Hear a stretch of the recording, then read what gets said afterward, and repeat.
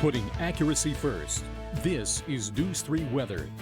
There are a number of things that you need in order to get rain and thunderstorms, and one of those is a source of lift. And so that is why we are starting with the mid-level spin.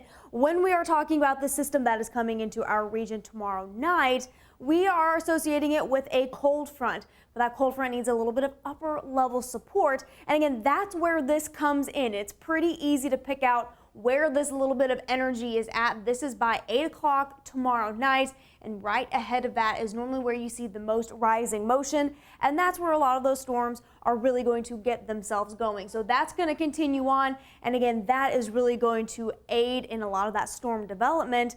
But already by early Friday morning, more energy is getting its act together just off to the west. That is eventually going to progress into our region as well and definitely keep us a little bit more active for this upcoming weekend. It is still a warm evening as well. 69 currently in Harrisburg, 68 in Cape Girardeau and Poplar Bluff. Sykeston still holding on to 70 degrees this evening. Right now in Harrisburg at the middle school, 69 degrees there. The dew point has been increasing very slightly right now at 53 degrees. Again, that is when we start to feel just a little bit more of that humidity. And as more of that moisture begins to come up with the southerly flow, that's also going to help aid in the rain and storm chances. But right now it is a south wind around 7 miles per hour. The big gust there at 20 miles per hour. And again, we're not dealing with any of that activity here locally, but off to the west, you've seen there's been quite a bit of development in storm activity again, just off to the west. That is a little bit of a cause for concern because as that begins to approach,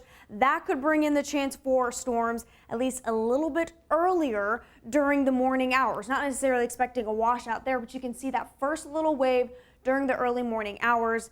But we're still expecting it to develop by the evening hours and even the nighttime hours, as we've been talking about for quite a while. But now it's looking like it's starting to speed up. This is now by 5 p.m. and still going to move through during the very late night hours and lingering into very early on Thursday. However, again, we are still watching a little bit of activity. Friday morning should remain mainly dry, but as we head towards the afternoon hours, that is when the chance for rain and storms begins to increase. But again, we can't completely rule out an isolated storm or two tomorrow morning. We get a brief break before the storms start to approach mainly southeast Missouri, but then they will begin to approach the entire viewing area later on in the evening. So it's definitely something that you want to keep in mind, especially because much of the activity is expected to be during the late night and even into the overnight hours. Always a great idea to have that weather radio on and plugged in and just be prepared.